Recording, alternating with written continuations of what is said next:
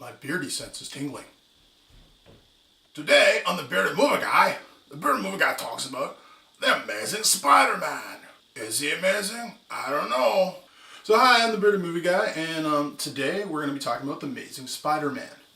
With the new movie Amazing Spider-Man 2 coming out, which you probably already have seen the whole movie if you have watched the trailers, because it seems to have they've put the entire movie in the trailers. But I'm going to go see it anyways on Friday or Saturday with my daughter. So I thought, let's recap the first movie. Now the first movie, in my opinion, didn't really need to be made the way it was. We already had a Spider-Man origin story less than 10 years. 10 years, that's all it took for them to reboot the whole franchise. Now number 3 was atrocious. It's probably one of the worst superhero movies. It's one of the worst things they've done to a superhero since they put bat nipples on Batman and made him fight Mr. Freeze doing one-liners. Go let Freeze. It's terrible. Peter Parker going. No one should ever see that. Ever. So I understand they needed to reboot. And I'm okay with that. They needed to clean up, but they didn't need to go back and tell his story again and how he got there. Let's move on with that. So, how did they do in that? They did alright. I actually prefer the original Spider-Man to this one. Let's look at the things they did good. Casting. This entire cast is great. There's nothing wrong with the cast. Andrew Garfield doesn't bother me as Spider-Man. I thought he was good as Peter Parker. Emma Stone is fine as Gwen Stacy. She's cute. They look cute together. Obviously it worked because they're dating in real life from what I understand. Good on you, Andrew Garfield. Dennis Leary as police chief.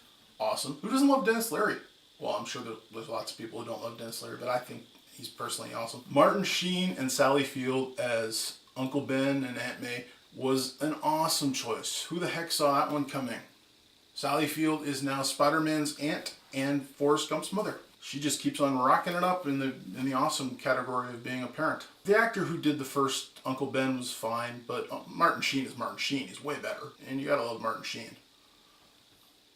You do really. Have you seen The West Wing?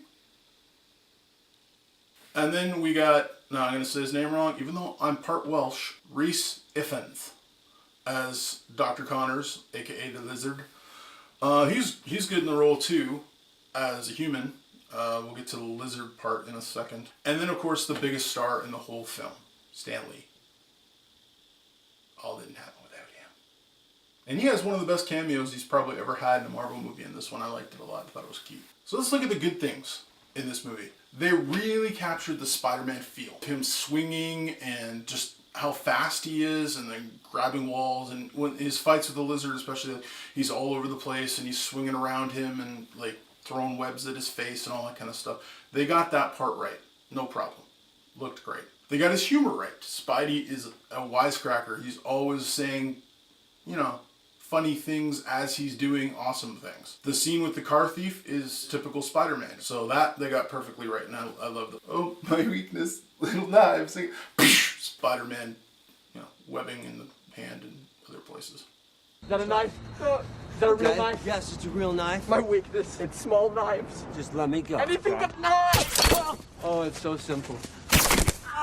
One second. Knock it off, man! No! Yeah, he's a little mean to the guy. The other thing I really liked that they changed from the other one was the web shooters. The first time I watched Spider-Man in the theaters, I was shocked that they didn't have web shooters. They just glanced over it and went, I know Marvel, who loves staying consistent, let's just make them shoot webs, because that's easier. Now, I agree, that's easier, but Stan Lee didn't write it that way. Stan Lee wrote it that he could stick to walls and was agile and Spidey sense and all that kind of stuff, but he did not have webs. And so the cool thing was, Peter Parker, being a smart guy and being a science guy, made webs, so he could do this with the coolness, and that's why he can set up different webs and all that stuff. And they totally blew that in the first couple movies, because they just, oh no, he can shoot webs by doing funny things with his, it's like, it's not the same. Shazam! Go! Go! Go, Web, go! I like the web shooters. I like seeing him make them. I like seeing him use them. So yeah, I like seeing him use web shooters. I like seeing him use them different ways, and it looks like that continues in the new movie. That's cool. Let's look at the bad things. The Lizard looks freaking awful. Are you kidding me? That's the best they could do. And if you looked at the source material, he doesn't have a giant egg head and the Lizard looks more like a lizard. He looks more like an alligator walking around on 2 legs all buffed. That's what the lizard looks like. This one's awful. And the voice, Peter Parker! Oh, poor Peter Parker. It's just, what were they thinking? Alright, another thing that bothered me in this movie. I like the scene where he goes in the sewers and shoots webs every which direction and then stands in the middle waiting for the lizard. Why are there little lizards crawling all over the city, going towards Doc Connors? And don't you think people would notice either A, lizards crawling on the street in New York, or B, people losing their house pets? It's not like these things just like live in the city. They're all in cages somewhere. I don't see chameleons walking around New York normally. Then again, they are chameleons, so they might be blended in and I do not know they're there, but you know, who knows. And I haven't visited New York yet. But I've seen pictures and there's no chameleons unless they're really, really good. The cranes, really?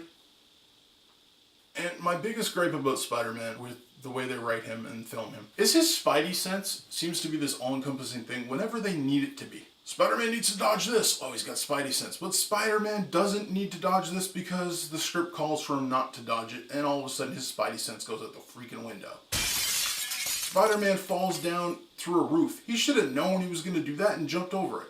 Plus, he probably has the reflexes of Spider-Man to not fall. As he's about to fall, he would grab onto the other part of the roof that's not broken and do a backflip in half a second. You wouldn't know he'd fallen.